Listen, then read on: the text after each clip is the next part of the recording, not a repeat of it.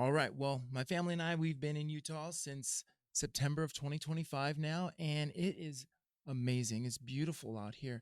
And one of the things that is noteworthy are massive temples. They're on it feels like they're on every street corner, but in every major city, there's a major temple. And it got me thinking about the temples in the Bible. In Mark 13, the disciples are walking by the great temple and they turn to Jesus and they start asking him questions. And it says something like this: Teacher, see what manner of stones and what buildings are here. So the disciples are saying, Hey, Jesus, aren't you impressed by these temples?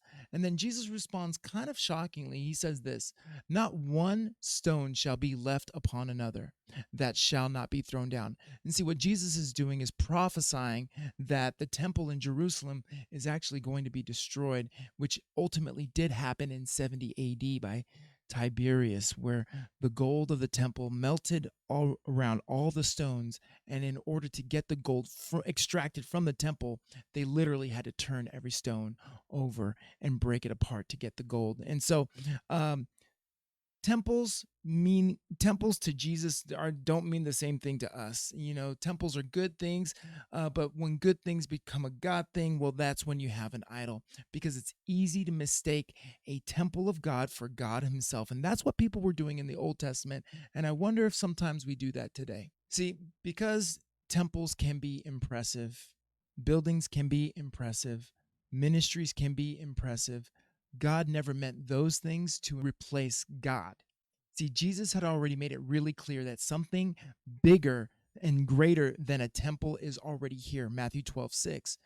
The temple was a gift from God, but it was never meant to replace God. But for many people, it quickly became an idol. Those good things are always meant to point to a good God, but sometimes we get that confused.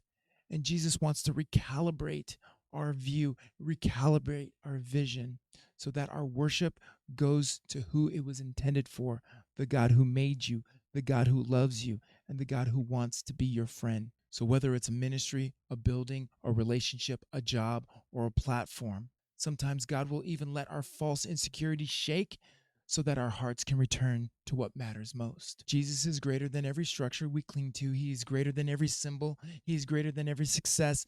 Don't just admire what God has built, but worship the God that cannot be shaken. All right. So the question that you can ask yourself this week is, what good thing in your life might be competing with God's first place in your life? Give it to the God who loves you, because your life in God's hands is much better than your life in your own.